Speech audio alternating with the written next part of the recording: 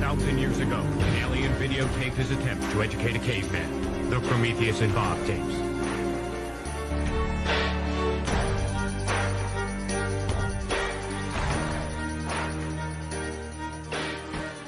Hey, E! They can't with us. What's going on, everybody? Welcome to Sunday in February. We are your hosts tonight. I am Justus General Radford. That's my brother Michael, the Caveman Lizman. How you doing today, Mike? And yes, to your private message. I just saw it. My bad. Oh no, you're good. I don't know why I didn't ask you before the show, but yeah, I could do it if you don't want to. But yeah, I mean, we're live. Sunday in February. You guys know what happens every single Wednesday at 9:30 p.m. Eastern Standard Time. We take to the airwaves and we're going to kill it. Talk about the Bills. Talk about Week 3. There's a lot to talk about, and we're going to cover every inch of ground that there is to cover. I'm doing well, man. I hope you're doing well yourself. Yeah, man. Absolutely. You know, anytime you get to chase your dream, it's always a good time, and you know, you learn to put everything else behind you. And yeah, go ahead and chase that thing. But I'm good, man. Ready to talk some football. Yeah, I know. After Week 3, I mean, we could probably spend the entirety of the live talking about just the Bills alone. I mean, there was a lot that went down with that game, a lot of emotions, a lot of thoughts that people had, differing thoughts coming out of that matchup. But you know, there's a lot of other things that happened in the AFC too that definitely benefited the Buffalo Bills, considering the circumstances that I think we should probably touch on as well. So definitely a lot to talk about tonight, and always excited. Let me turn my light down. It's really bright. Always excited to chop it up with you, man. It's going to be a good one. Absolutely. Same here, bro. And you are 100% right. There's a lot of stuff that happened, bro. Like I was upset about, the circumstances, obviously, that we all know what happened. But then, I look up from my depression and my head in my hands and I hear Jim Nance on the TV and oh my God, he throws the interception. And then, I'm like, oh shoot, the Chiefs lost. Or, I look at the score, actually Justin Herbert is my fantasy quarterback. So that's how I found out that game. I was like, all right, Justin Herbert probably got me mad points. They played the Jaguars this week. Oh, 24-0. I know he got me mad points. And then I didn't see the score correctly, at least. We'll go ahead and get into all that, man. Yeah, for sure. So we might as well kick it right off with all the Bills talk. I mean, like I said, it's a Band-Aid that I figured we should rip off right away just to get the hurt out of the way to begin with. The Buffalo Bills, it was 21-19 in a heartbreaker, to say the least. There was a roller coaster of emotions experienced from anybody at the game, anybody part of the franchise, anybody watching it at home, from a tailgating place, a lot that we all went through together. And it was tough. And I think Ken Dorsey, that freak out that he had, pretty much encapsulated how we all felt after that buzzer rang off. I mean, from start to finish, it really looked like we had a handle on that game. It looked like we probably should be ahead at points that we weren't. And the result is what it is. What were your biggest takeaways from this game, Justus, after we came up just short? Yeah, we did come up just short. And real quick, before I get into my takeaways, they're a new sponsor, guys, so just give me some time. All right. But shout out to 26 Shirts. These network as well as this show is, sponsored by 26 Shirts. So shout out to all those guys over there and all the work they do. Super excited to begin to work more closely with those guys. But as far as the game, man, I tweet this maybe once a week at this point. Only team in the NFL that can beat the Buffalo Bills is the Buffalo Bills, right? When you look at the Rams game, right? First couple of drives, the first half, they're still in the game strictly because of us. We let them stay in the game. Turnovers, interceptions, fumbles, etc. Like, we let them stay in the game, right? And then we still ended up blowing them out. The Titans game, it was the first half, really. It was a game up until pretty much the end of the first half when they got that touchdown on the board. It was a game for the most part because we let them stay in the game. It was like 10-7, but I mean, when you have Derrick Henry, that's still a game. And a lot of it was just shout out to my boy Richard Rush. Got to meet him at the Titans game. That was awesome. So love you, man. Appreciate all the support. But the Titans were still in that game at that point. But then obviously the third quarter happened, and you know, uh, the Bills blew them out like they did the Rams. So this game, I'm looking at the first half, and I'm like, why is Miami still in this game? And I was thinking the third quarter was about to pop off like it had the previous 2 weeks. It didn't do that. It actually did it the other way, and Miami got excuse me, a little momentum, but it wasn't because of Miami. It was because of the Bills. We beat ourselves again. Turnovers. I don't put too much on Dorsey because I don't think he called a bad game. I will, however, say that on the second drive, you're backed up in your own 15, and you run 2 straight draw plays with Zach Moss, no less. And I'm sitting here thinking, like, why the hell would you do that? And then immediately the next play, Josh Allen is getting bum rushed, and they know it's a passing down. You could send whoever you want to send. They sent the safety, Holland, I think it was, and caused the fumble. And then that was one of the touchdowns the Dolphins scored. We want to talk about how the Dolphins accumulated,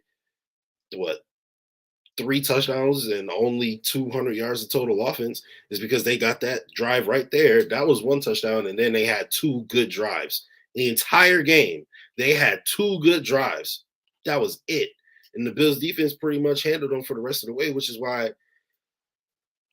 I'm not super duper uber goober super duper worried about, about the secondary. It's very concerning, especially when you consider Christian Benford is being injured now. Jordan Poyer is still fighting injury. Micah Hyde is done for the season. It sucks. But I'm not super worried about it because there are teams that win championships with bad defenses, and we don't have a bad defense. We don't have as great of a defense as we did starting the season. Obviously, Micah Hyde being out is brutal. You know what I mean? But we're getting Tre'Davious White back in a couple of weeks, right? Dane Jackson should be back soon. Christian Benford might be gone for a little while, but this is time for the other rookie, Kyer Elam, to step up. You were the first round pick. You were drafted higher than Tre'Davious White. And, this 6th round kid out of Villanova came in and took your job. And it's up to you to prove, this is why you guys drafted me. I'm better than him, and I'm going to keep this job, even when Dane Jackson come back, even when Christian Benford comes back, even when Tre'Davious White comes back, I'm still going to be a starting cornerback. This is his opportunity to prove that. Will he do it? We'll see. But the injuries, man, the heat, I could tell, okay. I know I'm talking mad long, but let me get this last part out, right? What was not super, but kind of encouraging to me, what made me not feel bad about losing this game is that the Bills are still a dominant team. And they were dominant on Sunday. They just didn't put up the requisite points to win the game, right? Because you consider before the half, Josh Allen fumbles the snap. Should have been 3 points for us before going into the half. That's a fluke play. Tyler Bass missing a 38-yard field goal. That's a fluke play. Gabriel Davis catching a touchdown in the end zone and they get poked away at the end. That's a fluke play. Matt Milano had a pick 6 in his hands. All he has to do is catch the football, and it's basically automatically a touchdown from that point, and he drops it. That's a fluke play. The end. And all of that on top of what we had 16 players on injured before the game or during the game, 16 players. That means starters or somebody who was next up from a starter. So, I mean, it's what? You have 22 starters on offense and defense. There's not very many people left, right? So on top of all those injuries, you still had an opportunity to beat a division rival with, 12 seconds left. And, of course, we all know what happened. Isaiah McKenzie didn't get down, couldn't spike the ball, blah, blah, blah, blah, blah. And that's another fluke play. I think that, if those are the circumstances again, they probably make that play and can get the ball down to, get that field goal attempt up. So it's a ton of fluke plays on top of being, super crazy hot, dehydrated, all that, and they still lost by 2 points after a very unlucky day. So I still feel like they dominated. They just didn't finish. And I trust them to finish, going forward. Yeah, I mean, you hit pretty much every point possible. My bad, bro. You're good. I mean, you saved my breath. I mean, at the end of the day, fluke is probably a good word to use for the way this game went. You don't typically see an offense put up over 400 yards and only score 19 points to come out with a loss. That's a fluke. I would define that as fluky, especially for this offense that we're so used to these days. I can't decide how tall I want my chair. And we're looking at an offense that, like you mentioned, was depleted, a secondary that wasn't exactly what we're used to. I thought, despite that fact, they played relatively decent. They weren't out on the field too often, but they did force 4 punts. They also forced, the safety at the final play of the Dolphins' offensive spell in that game. They were able to force the punt, which led to a safety, which gave our offense another opportunity. We probably shouldn't have got another opportunity, but thanks to our defense, we did. After Josh missed McKenzie in the end zone. So there was a lot of positives. Yeah, I mean, that's a play that I think Josh Allen makes, 9 times out of 10, if it's not an 18-minute drive, in the bearing heat, that's probably a throw and catch that is completed. So lots that happened in this game that I think we could want back, but it's nothing that isn't fixable. It's nothing that I don't think we could change. It's nothing that I don't think would happen again. So I'm not worried, truthfully. And at the end of the day, the Miami Dolphins are probably, not fraudulent, but the last 2 weeks now they've gotten away with 2 wins that they probably shouldn't have. Against the Baltimore Ravens, they were getting battered for 3 quarters. Tua and those weapons go crazy for the 4th quarter. Baltimore, they kind of get complacent. I think that had a lot to do with the comeback, and their secondary wasn't able to keep up with those guys.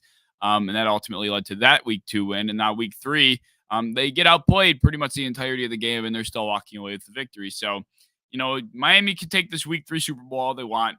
We're going to come back. We're going to see in week 15.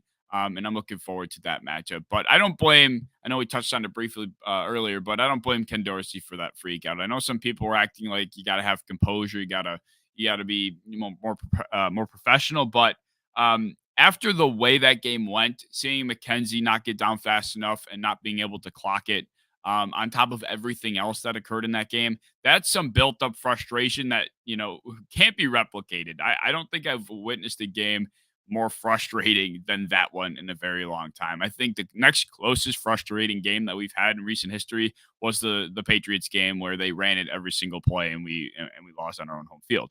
Aside from that, which I don't even think was equally as frustrating, that's not just Ken Dorsey losing his mind over a Tyler Bass missed field goal and we lose. Like, that was a lot of built up frustration that any human definitely was feeling if you were rooting for the Bills. So I don't blame him. I think it's being blown out of proportion, that whole not being able to be professional, no composure. Buffalo Bills aren't clutch. All this just inconspicuous conversations being blown way too large. Kim says, what we did with what we did with what we had, we did well. Oh, what we did with what we had, we did well. Yes, very, very. I can't read English, I guess. Yeah. I agree. I mean, that was a tongue twister. It was a tongue twister. What we did with what we had, we did well. That's yeah, he's right. I mean, at the end of the day, the Dolphins are supposed to have this high-flying, prolific, fast offense, and our secondary comprised of second and even a couple third stringers. I know Josh Ingram had to step in when Benford got hurt. They held him back. So I got to give credit to the defense. Yeah, I'm not mad at the Ken Dorsey thing either. I get it. I hear a lot of old heads, telling me, and I don't want to call them old heads because, older gentlemen tell me that this is unprofessional. This isn't how you handle yourself. A player couldn't do this, or, you look at somebody else crazy if they did. And I get all that, I see their point, however, for me, I like it. It's not that I don't even mind it. I love it. I love it because I was heartbroken in that moment, yo. And, like Caveman said, it was frustrating. outside of the 2 run plays on the second drive, the 2 back-to-back run plays on the second drive, he called a great game. Like Josh Allen had 400 yards passing. I mean, 60 passes maybe wasn't amazing, but clearly, the run game wasn't really doing too hot. Offensive linemen are like falling out. They're one by one. These guys are like dropping like flies. So of course, I'm also understanding why you're not want to run the ball. You don't want to wear these guys out. They're the least athletic guys on the field. You don't want to make them doing a whole lot of stuff. So I get it. I get the game plan behind that. And then to have all that stuff happen where you should have won the game, and then ultimately it comes down to you not being able to clock the ball. Like I get it. That's frustrating as hell. And I'm actually, like I said, I love that he got that frustrated because it shows me that they care in that locker room. And I mean, the wins and blowouts should show you they care, but this also, is a pretty good step into showing us that, they care. Yeah. Do you think, on that note about Ken Dorsey, do you think this was out of the 3 weeks so far, this was the worst game he's called? It wasn't bad, but do you think it was the most human he's made this offense look? I would say, I don't even think it was him. No. Honestly, I would say I don't think this was a bad call game at all. I think that the execution just simply wasn't there. Guys are falling down with injuries. I would actually say this calling might have been a little more impressive given the circumstances. Week 1, you coming out against the defending champions, mad fumbles, mad interceptions. So like, can't really put that on him. Outside of that, the game plan was phenomenal, right? Week 2, the Titans game, not really very much went wrong. So you didn't really have to face any adversity. In this one, there was nothing but adversity. And as far as him and the job he performed, I feel like he put us in a good position to win the game. Again, the cards just didn't fall our way. So it's hard for me to gauge, which game was the worst called because I think there were 3, very different situations. But I'm not mad at, what he did here. I'm actually very encouraged by the game plan that was called.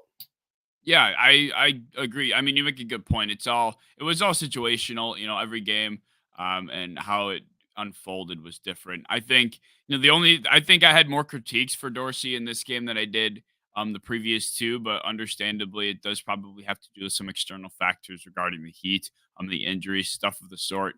But I think the couple critiques that I would have given Dorsey, just in comparison to what we saw from him in the first 2 weeks, especially when that slow, methodical offense that he seemed to install for Josh Allen, the short passing game supplementing for the run game, only dialing up 2 or 3 deep shots that really stuck the dagger in the back of the opposing defense. That's what we've seen over the first 2 weeks. We did it with Stephon Diggs against Jalen Ramsey down the field. That bomb. I think Jake Kumaro had a nice 30-yard throw and catch. And I think Isaiah McKenzie was another deep dig for about 25 yards. But other than that, I think in the first week we only had 2 or 3 passes go deeper down the field, and those are really the biggest gut punches, right? Week 2 against the Titans, I think there was another deep ball. I don't remember who it was, but there were. Gabriel Davis had one. Was it Gabe? Yep. Josh just let it fly, and Gabe was in the middle of the field, right in the middle of the hash marks, and went up and got it. I feel like he hit Stephon Diggs for a touchdown. A pretty deep one. It wasn't like deep, but I feel like it was pretty deep. I can't remember off the top of my head.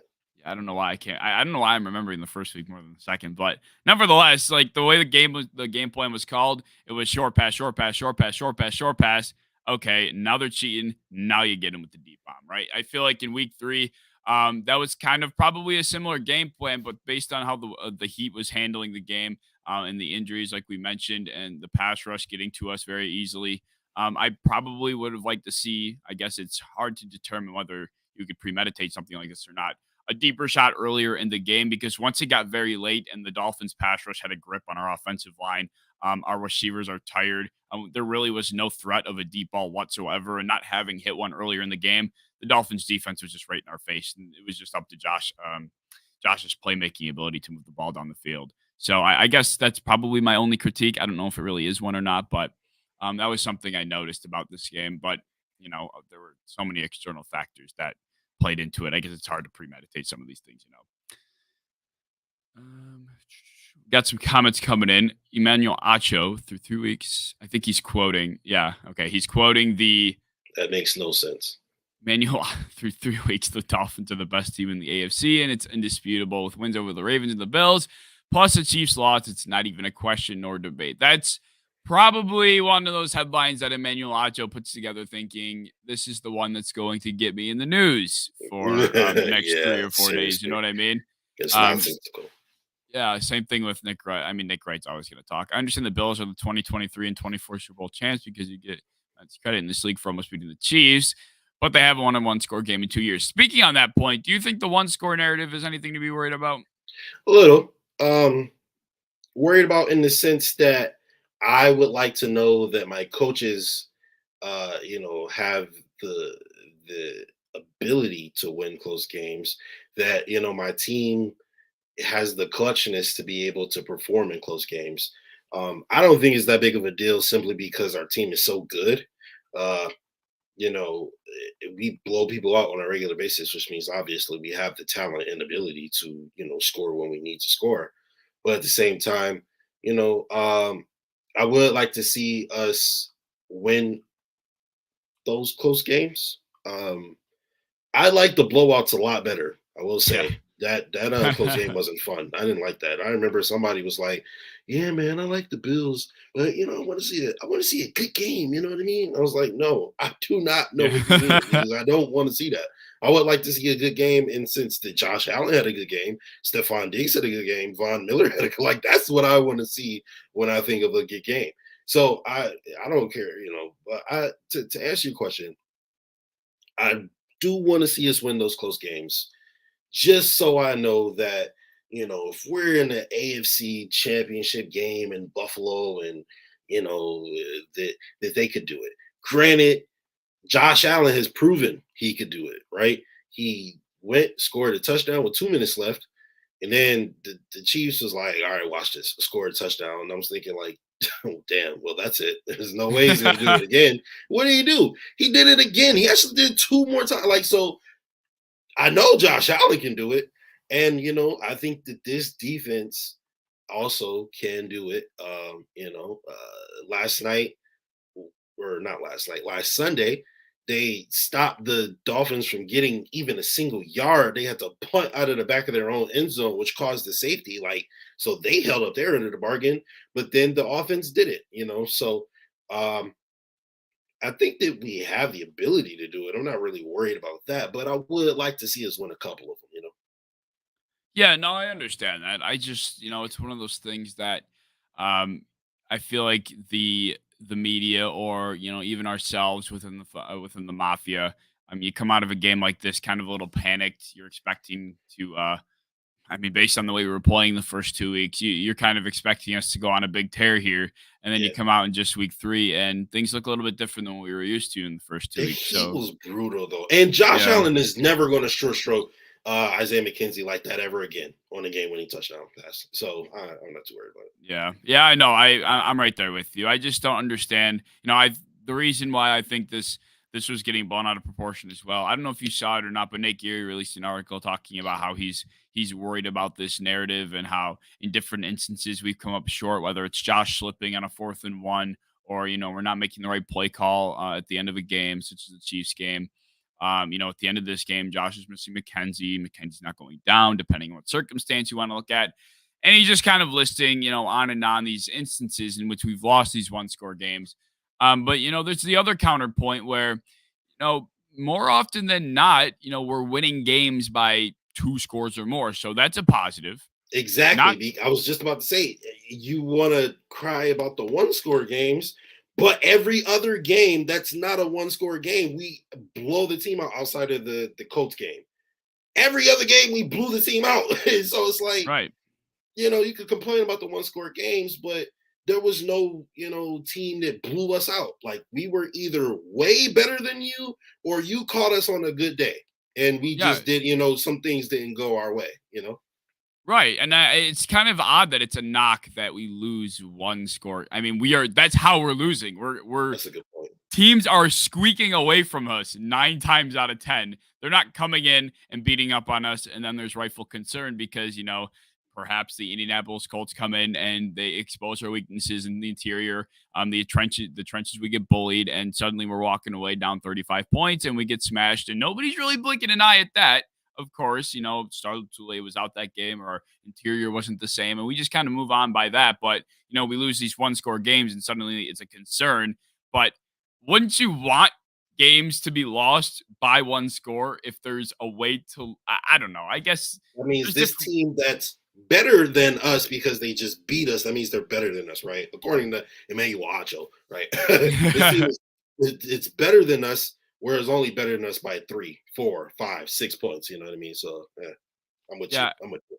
yeah. It's just a little weird. I feel like there are people that genuinely believe it, but at the same time, they're just kind of grasping at straws to find something to worry about because I think we're so used to it. We're so used to having concern with our football team, or there's going to be a weakness that comes back to bite us down the road, or there's something that is internally wrong. Who knows? I think there's just this negativity, just There's deeply my rooted in dad. us. My dad is a perfect example of this. Like he is cautiously pessimistic. That's what I call it, right? Yeah. He's like, man, the Bills, Josh Allen suck. No, bro. Like we, all of us on the entire planet know that that's not true. He's just saying that because he's such a big Bills fan and he's used to like being let down that he has to like tell himself these lies in order to make it not hurt so much, you know. But Yeah. No, yeah, I hear you. We have an interesting question from Paul in the chat. I know Josh is our QB1, but wouldn't it have been beneficial if Josh had split drives or plays with Case, or had it thrown off the rip? did you guys see the fourth quarter of the Titans game? No, I'm not interested in that. If Yeah. the offense is on the field and I don't see 17, we're not scoring points. That's just the simple fact of the matter. I mean, they're going to know that run is coming every single play. And if it's not going to be like Josh Allen, because that's the thing about the Bills. They don't play on schedule. They don't, hey, run a post, I need you here at this time. Yes, they have those plays and they're able to do it, but that's not where the majority of their offense comes from. The majority of their offense is Josh like, yo, they're in this. I need you to be in this area somewhere, or I'll break contain and then you do the scramble drill with me. That's like most of their offense. That's not Case Keenum's forte. And I don't think that it would necessarily see like now if Case Keenum is starting a game because Josh Allen cannot, that's different. I think that Ken Dorsey would be able to, you know, uh, make the playbook and to a Prepare. way that would benefit. Yeah, he'd be able to prepare the playbook for a way that would benefit Case Keenum, right? But to alternate them, nah, I don't think that if the offense comes out with Josh Allen one series and then we score a touchdown and they come back out with Case Keenum the next series, I don't think anybody would be motivated. Yeah, Especially knowing that Josh is healthy on the sideline. Nah. yeah, I agree. But Paul makes an interesting point that I wanted to piggyback off of because although I do disagree, there was, I think, the wide receivers probably are two outside our boundary guys. Gabe Davis, although played a majority of snaps, I don't think he was out there playing 100% because nobody could have been. Just knowing how tired they were. And we saw Steph was gasping for air. The dude looked like he needed oxygen pumped into his lungs, like for the last 15 minutes of that game. Every time he ran a route, he had no strength to put his hands up, keep the ball cradled to himself. If he got bumped, he was falling down and he was coming out after every play. The dude was gassed. And I think there was an underrated injury that occurred in that game. Jake Kumaro hurt his ankle. I think it was in the first or second quarter. I think it would have been Damn. nice to have Jake Kumaro kind of rotating in and out with those two guys. I think he's probably the next best exterior receiver that we have on this roster, the most familiar that Josh Allen can trust on top of it. So once he went down too, I mean, it was pretty much just the corpse of Stephon Diggs and Gabe Davis running probably at best 45%, trying to find a zone to get open. And if they're getting broken down on by whatever defensive back's bearing on their back, they're probably knocking the ball out. And we saw that a couple instances later on in the game. And, we touched on it earlier. Josh Allen and the will of Josh Allen's playmaking was the only thing moving us down the field at that point because the pass rush was getting in our face. He had to pump fake. He had to get out of the pocket and either dump it off to somebody as he's about to cross the line of scrimmage or run. So, I think, although I do disagree, Paul, it would have been very beneficial to have guys like our exterior receivers have, more options to be able to switch in and out with. And I think the Jay Kumro injury played a lot more into this game than people are really, really recognizing, if I'm being honest. Yeah. And Paul, I know when I read that question, I made a little face.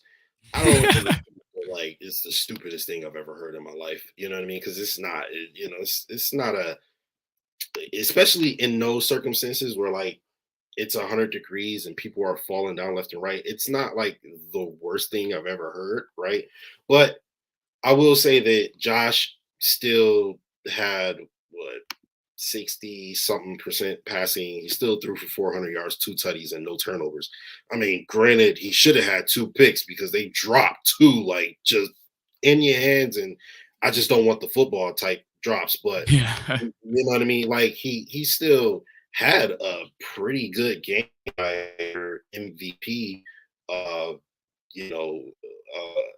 Like voting to go right. So he had, oh my God, he had 68% passing. His 42 of 62, 68% passing. He had 63 average yards per attempt, 2 touchdowns, 0 picks. How many attempts did he have? He had 63. Oh my God, that has to hurt so bad. It does. But I will say that, again, I get why Dorsey did it, because if you're out there running the football in 100-degree weather, you're going to lose more offensive linemen. You're losing wide receivers, and those guys can run for days. Those guys can sweat for days. You go to Miami Beach and you see all the skinny people, they all good, all right? It be us big-boned people that be having problems, all right?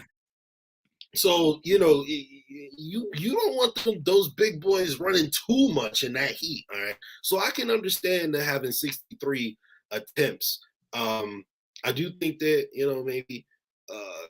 maybe rotating wide receivers would have been cool, but I will say that if for a quarterback to have 63 attempts and to be almost 70% passing, that shows you the type of quarterback it is, and I don't think you can be too mad at that. So I wouldn't use this as the game to best say like, oh, maybe they should have rotated or whatever. I think that Josh had a pretty good outing outside of those two passes that actually didn't mean anything. So as far as Patrick Mahomes is concerned, they are incompletions because he threw 6 incompletions that should have been intercepted, and I'm over it. I'm sorry. Go ahead, man. No, well, that can segue us perfectly into another point that I think is worthy of touching on in relation to the Bills. 2 other teams that are supposed powerhouses in the AFC lost this week. The Los Angeles Chargers were taken down by the Jacksonville Jaguars, and the Kansas City Chiefs were taken down by the Indianapolis Colts. These are the 2 other teams that everybody expected to keep up with us. We were supposed to keep up with, if you will. But lo and behold, we are not the only team that was upset. And between the 2 games, which one was the most surprising to you? Listen. Okay, listen, all right. The Buffalo Bills, we just talked about it. The Buffalo Bills dominated the Miami Dolphins and lost on a fluke. The Miami Dolphins are the only undefeated team in the AFC. All right. Remember that, because it's important. I promise there's correlation. The Chiefs lost to the Colts, who had not won a single game in the first 2 weeks. I know, maybe exaggerating, but they did not win a single game yet. That's the truth of the matter. All right. The Chargers. The Chargers got stomped, son.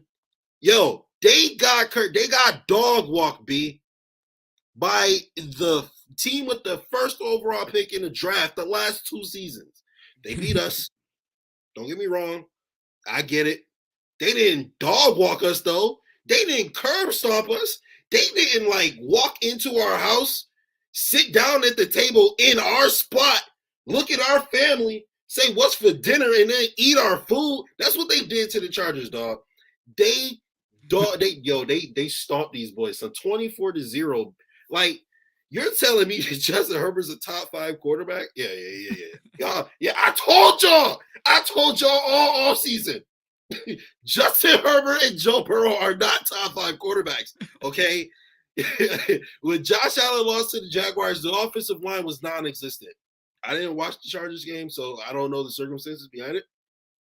But I know Josh Allen ain't gonna lose no game 24-0 to the Jaguars. Like, stop playing, yo. The Chiefs lost to the Colts, who didn't win a game before. And they lost. Like, it wasn't, oh, they had double the yards, or they had double the plays, or they had double the time of possession. No, they lost. They lost, right? They like, and then the Chargers, the Chargers had no shot apparently. So this says a lot to me. This tells me the Chargers are. I'm gonna use the F word, not the F word y'all thinking.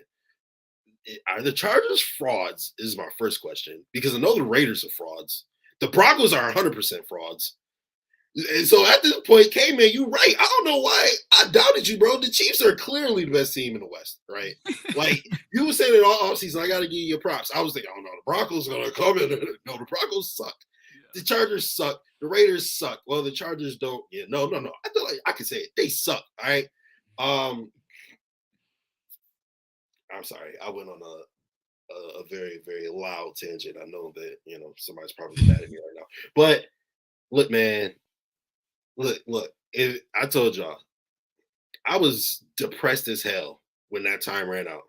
And I saw Ken Dorsey throwing his tablet all over. I was sad, all right? I look up from my phone and see that the Chiefs lost, and I feel a lot better. And I see that the Chargers got blown out, and I feel amazing. Like, not amazing, but I feel about as good as I could feel coming off of a Bills loss. So it tells me a lot. It tells me that the Chargers ain't ready. They ain't a Super Bowl contender. They need to be concerned if they're going to make the playoffs at this point, right? The Raiders ain't making the playoffs. I don't think the Broncos got what it takes to make the playoffs. Their offense looks terrible. Bro, the AFC is crazy, dog. It's just the Chiefs and the Bills again. We thought it was going to be the West, but no, it's just the Chiefs and the Bills, and the Bills still look like a far better team. So I'm sorry for the long ass rant, but what do you think, Gabe? I feel like Jake when I talk this much. I find it. Oh damn, Jake! That's right at you. I see him in the chat, so I know a little bit. I find it interesting. You dog the quarterbacks that get most compared to Josh Allen the most. Did. Although Tua's an exception to that conversation, because you got on Tua's ass, especially. I'm defensive over my boy. All right. No, I love you, bro. I'm just playing. Oh man, yeah, you made a lot of points that man, I mean, the Broncos are frauds. I mean, all offseason, yeah. I didn't have faith in them to take any control of the West.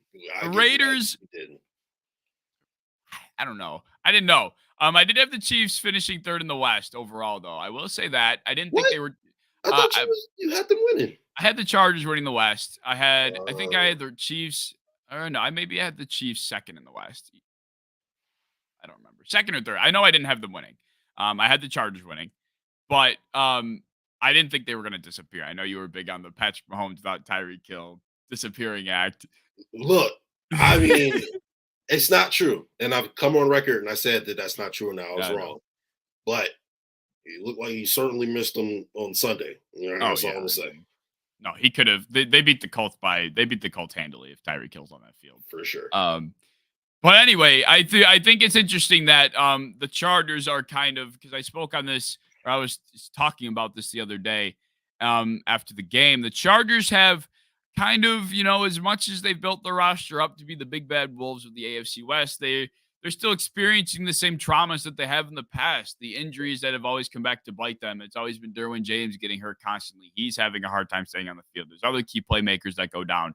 This season, it's been the same thing already, and it's only been 3 weeks. Joey Bosa is going to miss a significant amount of time with a groin injury. They lost their Pro Bowler left tackle Rashawn Slater in the same game with the Jaguars. Justin Herbert damn near broke the dude's. He broke his ribs. I don't know how he's playing football right now. The dude's not healthy, to say the least. And it's honestly a bad look for the Chargers that he is playing. Yeah, I mean, and I was gonna get to that in a second. Like, it probably wasn't the best idea that he played against the Jaguars.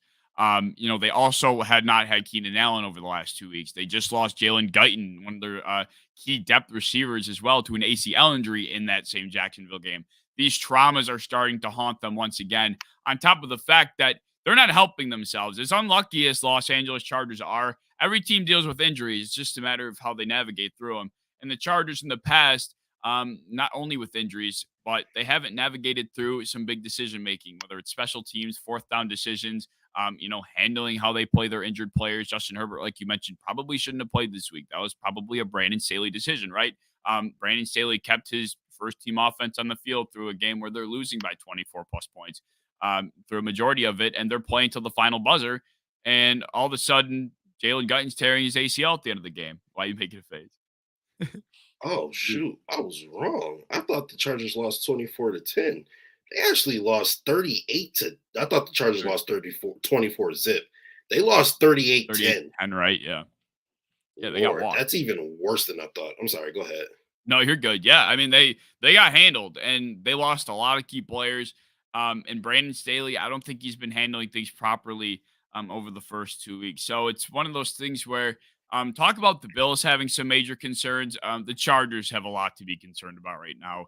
And these self-inflicting wounds that they continue to endure, they're not going away. No matter how good that you want to make their roster, they're still going to deal with the same types of traumas if they don't do some internal mirroring, if you will. I can't think of the phrase I wanted to use, but they have a long way to go before they actually, self-reflection, exactly. So I probably have given them a little bit too much credit going to the year, and they're not able to shake those demons that they had hiding in their closet. So I think the Chargers have plenty to worry about. And it looks like the Chiefs are well on their way to taking the West once again, unless the Raiders or the Broncos come out of nowhere. But I doubt that's going to happen. And now it's the Bills once again. We're I would say easily should be the favorites to take the AFC. I don't think the Dolphins hang on to the AFC East. The Bills will take it back. I think they play the Bengals tomorrow. Tomorrow, yeah. I'm really interested to how I feel about both these quarterbacks, right? Who you got in this game? No. I was about to ask you, what do you think happens in this game? Chiefs, Bengals, Dolphins. That's I haven't done my game picks yet. I've been putting it off because I don't want to predict this game because I don't know. I usually have a very, very strong passion toward one way or another. I have a feeling one way or another about why I think a team will win. I've looked at this game, looked who's available, paid attention to how they've done the last couple of weeks. I don't know how to feel. Joe Burrow-led Cincinnati Bengals have not looked great. The offensive line is stuttering. Jamar Chase isn't taking over games like he did last year. The defense isn't playing as great as it was. There's just a lot of different factors for the Bengals. But at the same time, as much heat as the Dolphins have caught, they are not they're not dominant. They're not looking like a team that's going to go out there and beat an offense like the Cincinnati Bengals. I don't think they can be efficient enough to do that. I think, fluke is a good way to put how they beat the Ravens. I think they didn't deserve to beat the Bills, of course, either. And they beat, a pretty lackluster Patriots team in week 1. So we're left with 2 question marks tomorrow night. And I've been kind of just debating whether or not I should flip a coin. But right now, I think I'm probably leaning towards Cincinnati only because I just think their offense and the weapons that they have are going to carry them the distance. And as long as they're able to contain Tyreek Hill, contain Jalen Waddle, like we were able to do, I think they should be able to take that game home. But I don't know. I really don't. What about you? I just want to address this real quick. All right. I got an answer for you. A real simple answer for you. No. It doesn't. The Bengals are not a great team. Good. I don't even think they're a good team, being completely honest. But they were in the Super Bowl last year. So I have to give them the benefit of the doubt. But if you listen to my content, you know that I'm not giving them ish. Right? I ain't giving them the benefit of nothing. Okay. I don't think they're a good team. And if they go out there and whoop on the Fins, I don't really think the Fins are a good team. They lucky as hell. You know what I'm saying? Like they barely beat the Patriots, who are garbage. So like the Patriots worse than the Jets, which I called that. Of course, it's a long season, but at this present point, I think the Jets are better than the Patriots. I don't think the Dolphins are good. I think they're riding high. I think they're walking with a lot of confidence right now. And I think the Bengals are a little, slumped. I think they, aren't. I think, it's opposites coming into this match. And so the Bengals really should be doing everything in their power to blow these boys out, because you want to start 2-2 or you want to start 1-3. That's a really big difference. So and Miami can afford a lot. Well, I mean, because I don't know if they're really battling for the division or if they think they actually have an opportunity to win the division, but they can afford a loss in the playoff. They can afford a loss in the playoff, especially considering the West isn't as good as we thought it was going to be. The South is even worse. Like, we thought the South was going to be bad, but not this bad. Like, not this bad. The North is the Ravens and the Browns. The Browns should be 3-0. They should be. They lost to the Jets on an onside kick. Oh yeah, I remember that. They should be. Honestly, the Browns should be 3-0. I'm not scared of the Browns, but they were a team that I almost had finishing over the Bengals this season, but I knew that would not go over well with people, so I tempered that expectation. But right now, the Bengals are 1-2, right? If I'm not mistaken. The Bengals are 1-2, and the Browns are 2-1. Should be 3-0.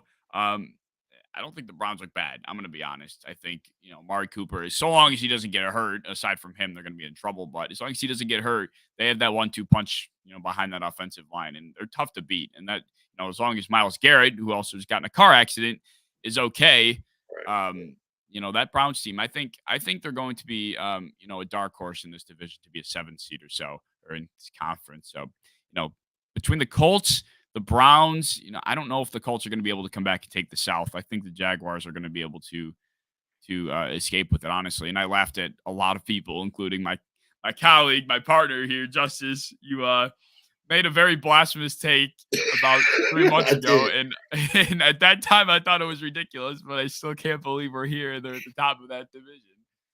But they look like the best team in the division. They look like one of the best teams in the AFC, if we're being honest. I mean, they are killing it on the offense side of the ball, and they're getting closer and closer to Saxonville, game by game. I mean, that's the defense that got them to the AFC Championship in, 2017 with Blake frickin' Bortles. Who's to say they can't do it with, they're not going to get to the AFC Championship game, but who's to say they can't win their division with Trevor Lawrence and Josh Allen and Trayvon Walker and who else is just drafted another linebacker? I can't remember his name. Why can't I ever remember his name?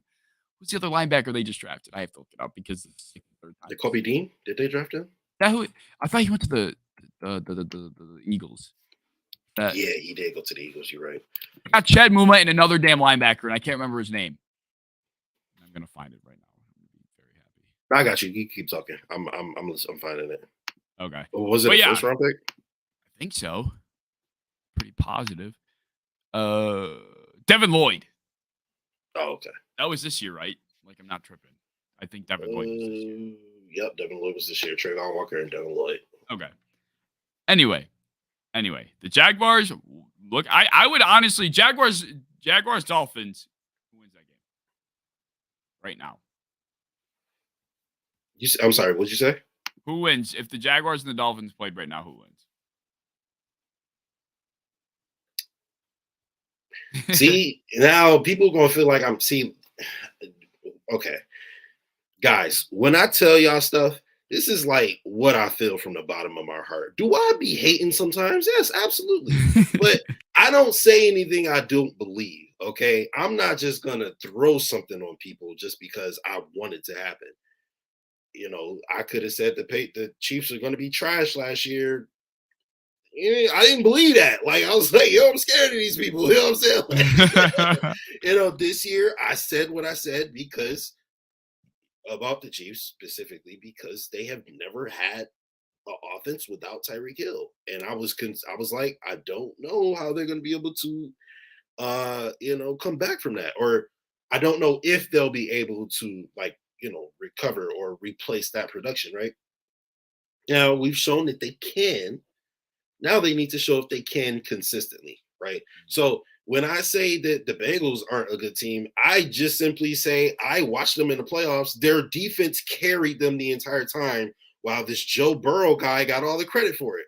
And I'm saying, like, are we watching the same games? Like, Joe Burrow is really just the Bengals defense plus Jamar Chase means I get the credit for these wins. Like, I was baffled. I was really confused by it. Like, I thought I was crazy. But now I'm obviously, they're garbage now. So when I say I don't think Miami's a good team, I just don't. Tua is, I'm lying. They are a good team. They have a good roster, right? But you get the situation you get in Jacksonville, right? Because remember when they were winning games, people were like, told you guys Blake Bortles was going to be good. Blake Bortles is going to be, you know what I mean? Like, they were trying to hype up Blake Bortles to try to make him look like a franchise quarterback. And we know that they literally lost all that progress they made simply because they kept Blake Bortles. The Patriots had a 20-year dynasty. The Jaguars had like 2 or 3 good years when they had the best defense, one of the best defenses of all time. And then they just would not go out and get a serviceable quarterback. So I think Tua's a serviceable quarterback, but that's it. He's better than Blake Bortles, but he's not a franchise quarterback. So until they have one, I'm not really worried. You can have a good team. They've done a good job. They've built around him. They've done a great job. Like, they have a good team. But then we have a good team. Plus, we have the most talented quarterback that has ever walked on this earth. Another thing that may sound like hyperbole, it's not, okay? This kid is a unicorn for a reason, right? So, if I'm looking at it and I say the Jaguars versus the Dolphins, I genuinely believe that the Jaguars win today. I think I hate to say it because, like you mentioned, it's gonna sound like we're hating. But yeah, it is gonna sound like we hate him, but it's what I believe, man, or it's what we believe. You know what I mean? Yeah, I mean, I think I can confidently say through 3 weeks of football, the Jaguars' offense has looked, in my opinion, more dominant. High-powered Christian Kirk is coming along as surprisingly as a number 1 receiver. It's seeming like, and I think their defense, as we mentioned, is really coming along. They put up 22 against the Commanders, and then they put up 24. They blanked out the Indianapolis Colts 24-0, and then put up 38 on the Chargers. I mean, this team is scoring points at a high rate. Trevor Lawrence is leading a very good offense. Christian Kirk is coming into his own. James Robinson looks like he never tore his Achilles in the first place. I mean, this team is really coming together, and I don't think it's far out of the realm to say that they could beat what's supposed to be the best team in the AFC right now. And the Miami Dolphins, they're going to have a reality check over the next, 4 or 5 weeks. I'm not sure what their schedule's looking like, but they're going to have a hard time holding on to that top spot. And you know what, K-Man? You know what's funny about what you just said? You just said, I don't know what their schedule looks like, but they're going to have a reality check over the next 4 to 5 weeks. That means you just don't think they're that good of a team, okay? Exactly. And I agree with you.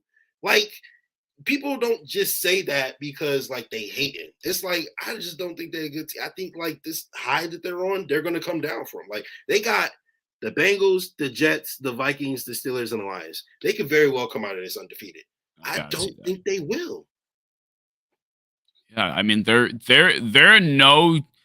not immune to the upset either. They can come out of this Bengals game 4-0. They could walk into the New York Jets game. They can easily, they're not going to be immune from the upset either.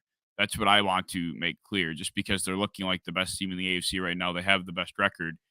they're very just as immune as anyone else to lose to the Jets, to lose to the Steelers, to lose to the Lions can easily beat them as well. I mean, the Lions have looked very, very high powered lately as well. Well, I Jaguars said are they going could to come out of this undefeated. I'm gonna revise that statement, and I'm gonna say the 1-2 Bengals, the last place Jets, the Vikings who don't look good at all, the Steelers who don't have a quarterback, and the Lions who haven't been a good team for a while. Even the Browns who haven't been. Because the Bears is next. They haven't been a good team for a while. Holy shit! I will say that Tua will embarrass himself in at least 3 of these games. Yeah, there's going to be okay. So they get the gauntlet toward the end of the year. They go 49ers, Chargers, Bills, Packers, all in a row. So, and they're all on the road. Oh no, wait, the Packers game is in Miami, but the first 3 are all on the road. That will be the true test. If the Dolphins are still on this high somehow by week 13, if by that point they're still in the contention for the AFC East, if at that point they're still contending for the number 1 seed by some miracle chance, that will be the true challenge. Can they beat? I mean, I'd be shocked if they came out of this week with more than 1 win. I think their best chance is to take down the 49ers. Other than that, the Chargers, I would expect to be healthier at that point.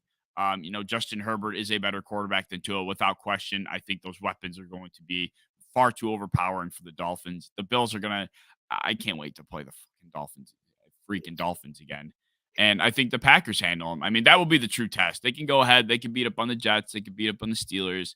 The Bears. They'll face the true test later down the road. You know who they remind me of? One more thing. Remember the 11-0 Steelers? Yep. Kind of getting the same vibe. Yep. That's a great example. And that's the new example I'm using anytime I talk about the So thank you. Yep, that's a great example. Then you play the real team and you look foolish. Yeah, and it's just no matter what the record says, there's just this fallacy, this aroma that feels just not strong. It's not scary. They don't walk into your stadium and demand respect. There's just something about them that I just can't put my finger on. I just don't think they're those guys yet. And that's how I felt about the Steelers. And people gave me shit about that. They were 11-0. I don't know how that team got to 11-0. I still can't figure it out to this day. But it just wasn't. It just wasn't. It just didn't feel like it. And that's kind of the vibe I'm getting from the Dolphins at this point. They're just kind of that 11-0 Steelers kind of thing. Yeah, honestly, for sure. Man. I want to send a shout out to my boy Robbie. Appreciate you, bro. But all right, what's next up? What we got? Probably we could touch on a couple more things. I didn't even realize we were an hour in already. We have been blabbing, dude. We've been going nuts. Honestly, do you want to just keep hitting some comments? I know there's a couple questions that were popping up here and there. All right. There was a question that Jake dropped in that I wanted to touch on too. With Zach Wilson starting again, does the Jets offense dive off a cliff? Yeah, I don't think so. I remember Josh Allen's rookie season, and he hurt his elbow versus the Bengals, and he sat out like 4 weeks, maybe it was either 4 or 6 weeks. And then he came back and he was better because he got to sit down, he got to watch the game from afar, he got to learn a little bit. And I think that's probably going to be the same for Zach Wilson. He sees that his team can win. He sees his team out there playing hard. And I think that if they can play as hard for him as they have for Joe Flacco, I think he has more talent. I think he can make more plays. Obviously doesn't have the experience and the know-how, but I do think that he can have enough to, win a couple more games. I don't think they fall off a cliff, though. Yeah, I don't think so either. I mean, I wouldn't say that they were even on the cliff to begin with. I think, Joe Flacco was leading a more efficient offense than we were expecting. Garrett Wilson coming on the scene. He's been looking great. Of course, they have Elijah Moore there. Breece Hall and Michael Carter's a great 1-2 punch. Their offensive line isn't atrocious. Robert Saleh's building a defense that's looking strong. The team's coming together nicely, but I wouldn't say they were necessarily even at the cliff to even fall off of it. Yeah, I know Flacco's top 5 in passing, but still. Is he for real? Yeah, no, he is. Joe Flacco's been leading an offense, but it doesn't feel like a regime that's that's going to dominate you on a week-to-week basis. I don't know. I can't remember team schedules for my life right now. Who did the Jets play over the course of 3 weeks? The Jets have played they played the Bengals last week. I know that. They played. I don't even know. I have not been paying attention to the Jets. Yeah, me either, to be honest. The Jets played against the. Okay, here we go. They played against the Bengals last. They played against the Browns. That's when they had the. Oh, that's right. That's when they had the onside recovery upset. And then they lost to the Ravens. So, yeah, interesting. I don't know how he's top 5 in passing. I don't know. Yeah, that's crazy. I don't know. I guess that defines them as being on top of the cliff. But nevertheless, I do think they take a step back, but it's a temporary step back. I think it'll just be Zach Wilson getting acclimated to starting again this season, getting ready. With 27 quarterbacks need to be ashamed of themselves. That's wild. Tua's in that conversation too. I know Tua is top 5.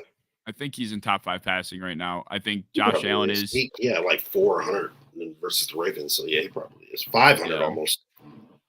Josh Allen, I think, is the first quarterback to 1,000 yards this season, if I'm not mistaken. Isn't that a stat? Dang, for real? Oh, he did just have 400. That's right.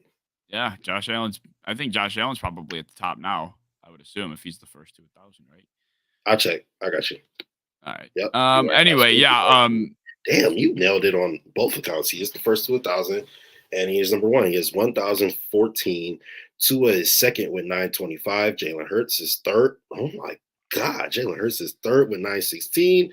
Justin Herbert is fourth with 910, and then Joe Flacco ran up the top 5 with 901 passing yards through 3 weeks. Sixth. Who is sixth? I'll go ahead and give you the top 10 real quick, just so you have a complete understanding. This top 10 is kind of wild. I'm not going to lie. All right, number 6, we got Carson Wentz with 861. Next, we have Jameis Winston with 858. Then Patrick Mahomes with 857. Then Derek Carr with 850. And rounding out the top 10 is Joe Burrow with 812. And then just for freak's sake, Mac Jones at number 11 with 786. Wow, I'm surprised Mac Jones is even that high. Where's Aaron Rodgers? Where's Brady? Rodgers is 21 with 684. Brady is 22 with 673. Wow. Right above Davis Mills with 662. I know they haven't been passing much, but my Lord, seriously? Yeah, they're down. And they're going to need a lot to come back. Like, for instance, Aaron Rodgers and Tom Brady are slightly more than about 350 yards behind Josh Allen, roughly. Oh, wow, I didn't know they were that far down. I would have guessed that Rodgers or Brady were around the 11 to 15 range. They're 21st and 24th, did you say? 21st and 22nd. Wow. Okay, wow. Carson Wentz, Joe Flacco, Jameis Winston, all those guys. That Carson Wentz one was shocking. What an interesting year we've had on our plate so far. That Tampa Bay offense has been terrible, and Green Bay's only had one good offensive game. Yeah, I know, but still, it's just shocking to hear that these two guys. I mean, Tom Brady led the league in every passing metric possible last season, and now he's through 3 weeks. Okay, I want to read the ratings real quick. Okay. Never mind, it's not fun no more. Why? Lamar is number 1 with 119. Tua is second with 117.8. Patrick Mahomes is third with 112. I don't know how the hell he's third. The boy threw almost 6 interceptions in week 2, but okay. Josh Allen is fourth, 109.8, so basically 110. Jalen Hurts rounds out top 5 with 106.5. I'm honestly surprised Josh Allen's even high up, considering how many. Well, I know a lot of people are knocking him for the amount of drop picks he had in week 3, but if you're not going to keep. Yeah, he had a few that he probably drew into. He probably threw into covers, but Mahomes had just as many in week 2. So one hand goes with the other, right? Yeah. All right. So I think there was one other thing I wanted to touch on before we got to our final thoughts. All right, boys. Jake's in the hurricane. I keep forgetting. Jake, is he actually in the heart of it? Oh shoot, that's right. It did like move southeast or something of Tampa. So I heard that it was moving towards Orlando. So make sure you stay safe down there, bro. Yeah, I know. For anybody that's down there in Florida, Yeah, for be sure. sure you're staying safe. That thing was hitting earlier, and that was terrifying to see just on the news, let alone actually being down there. So hopefully everybody's staying safe. But yeah, I mean, is there anything else you wanted to touch on before we got out of here? Um, well, we have our plays of the week. So we can touch on those, and then we can also touch on the all eyes on me real quick before we go. So we were talking about the AFC North. We was talking about how the Ravens are probably going to run away with that as they should. But sneakily, the second best team might be the Steelers. Well, no, the Browns are actually playing pretty well. Steelers are what I thought they were, which is a good defense and a quarterback who you're not so sure on. And they're playing pretty decently. And I mean, this is a lot more than just a decent play. This is maybe the next Odell Beckham Jr. grab, but this is Caveman's play of the week. Second and 3, Trubisky on the move down the sideline and reaching up for it is George Pickens, and he hauls it in. George Pickens, this is a guy that's known when he was in college at Georgia. Vertical, stretch the defense, make plays, rookie on rookie, and what a catch with the right hand. That's absolutely. Is that catch better than Odell's, do you think? Hold on, we gotta watch it again. I'll let you know. Second and 3, Trubisky on the move down the sideline and reaching up for it is George Pickens, and he hauls it in. George Pickens, this is a guy that's known when he was in college at Georgia. Vertical, stretch the defense, make plays, rookie on rookie, and what a catch with the right hand. It's in the same vein. I'll say Odell's is better because one, Odell was like, the dude was literally interfering with Odell. Like he was trying to not let him catch that football. 2, it was 3 fingers, which is nuts, and then 3 was a touchdown. So those are the only but like the grab itself is absolutely crazy. Like he caught it with the palm of his hands.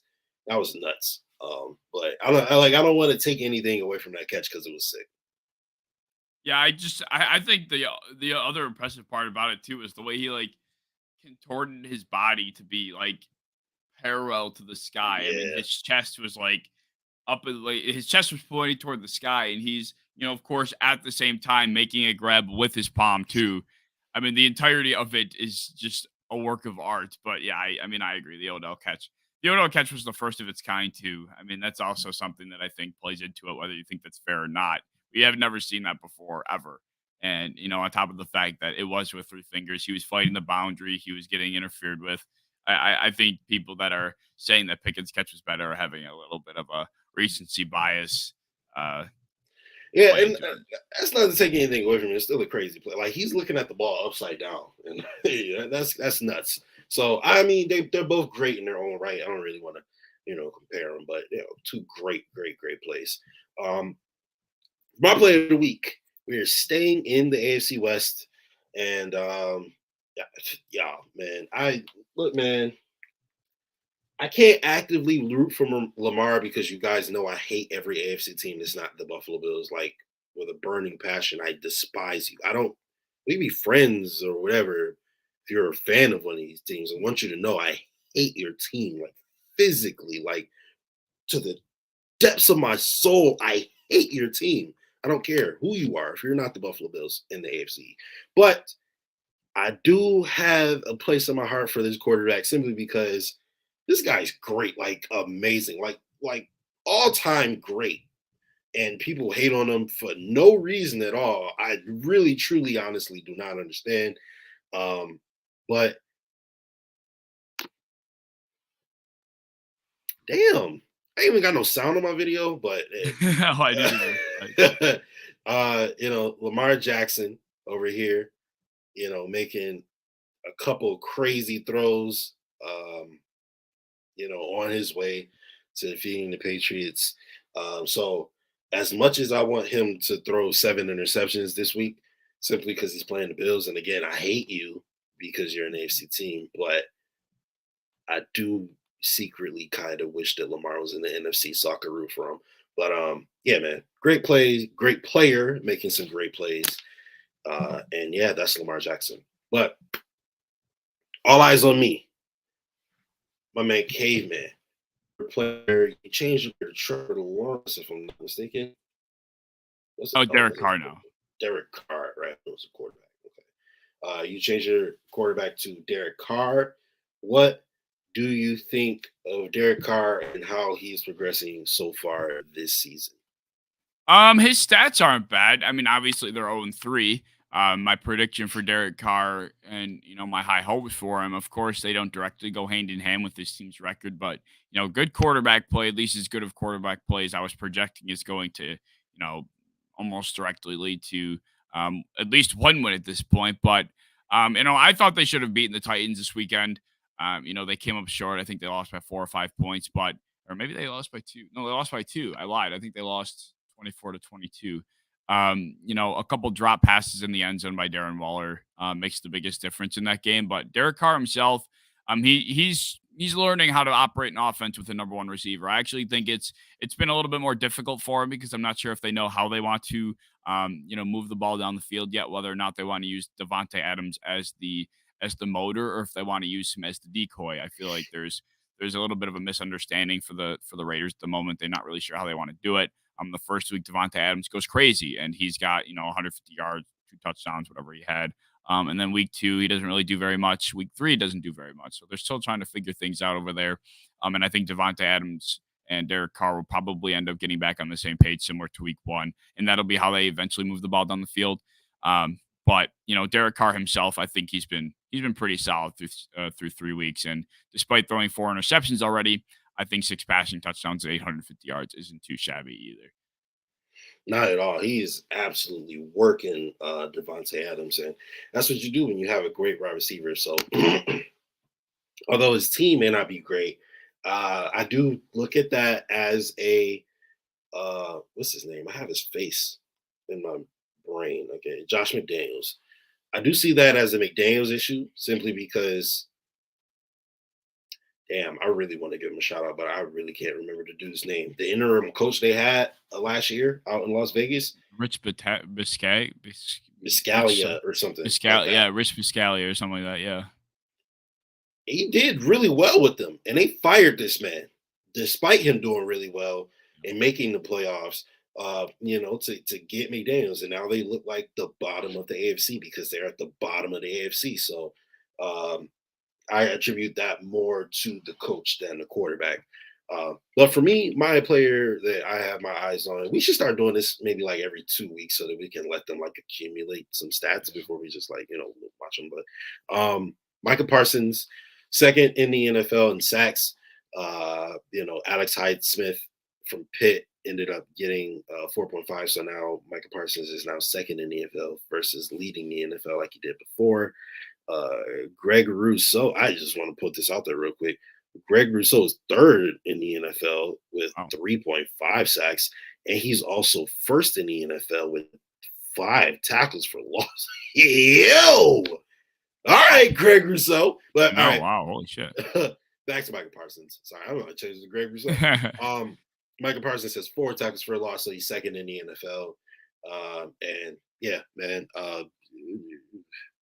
I'm gonna watch this, man. People keep talking about how Micah Parsons is the best defensive player in the league and the next coming to Lawrence Taylor and all this craziness. And I like Micah Parsons. I think we need to pump the brakes a wee little bit, but we'll see what happens. But if Greg Rousseau is keeping up in stats with the greatest player we've seen since Lawrence Taylor, he must be pretty damn good. So, hey, shout out to Greg Rousseau. Yeah, for sure. I mean, Greg Rousseau I think he's been a big beneficiary as we all projected from Von Miller throughout the offseason. I think what he's been able to learn from a guy like that is obviously already showing on the field. Von Miller has come out and said, how athletic and how just a freak of nature, as we all know, Greg Rousseau is, and just how much potential he's got in front of him because of his athletic traits. And if he's just able to fine tune his game and become intricate like Von Miller, he's going to be a problem. I mean, he was already one of the best run defenders in the NFL last season. So if he's able to pair that alongside, being able to rush the passer equally as well, he's going to be a top 10 talent at the position for years to come, especially if he's able to benefit and sponge off of Von Miller as much as he already seems to have. So, Von Miller and Greg Rousseau, Dagley duo on the outside, and if Micah Parsons is having that good of a season, and Greg Rousseau statistically at least is keeping up, that's always a great sign. Absolutely, 100%. That just made me a lot more excited, especially considering we have that man. Josh Allen is that boy, but Lamar Jackson is about as close to that boy as anybody in the NFL that's not named Patrick Mahomes. So we have him coming into town. We're going to his town. It's good to know that we have two dominant defensive ends, a quarter through the regular season. But that's going to do it for us, guys. Thank you so much for tuning in with us. You guys are awesome. We having these chats lit, y'all. Like, we appreciate it. You guys know we appreciate every single like, comment, subscription, retweet, repost, share, all of it. You know what I'm saying? All of it. You guys support a ton, and we appreciate it. So please continue to support. Go and tune into this man's YouTube channel. Again, Cave is one of the dopest shows out in all of Bill's content creation. All right, so make sure y'all go tune into that. You guys can find me. Y'all already know where I'm at. You know what I'm saying? Buffalo Fan Base pretty much every single night, Wednesday, Thursday, Friday at 9 p.m. So, tune in. I'm also on Believe in Bills, and that comes whenever Mookie feel like recording. So, just be able to look out for that. But thank you guys. We really appreciate you guys. Remember, for Justus General Rafford, that's my man. I had like three things going on in my head at the same time. But Justus General Rafford, that's my brother K, man. This is the original. Nope. This is the official network of the original Bills Mafia. It's Matt O's. All right, Matt O's. The official network of the original Bills Mafia. We are out. Go Bills.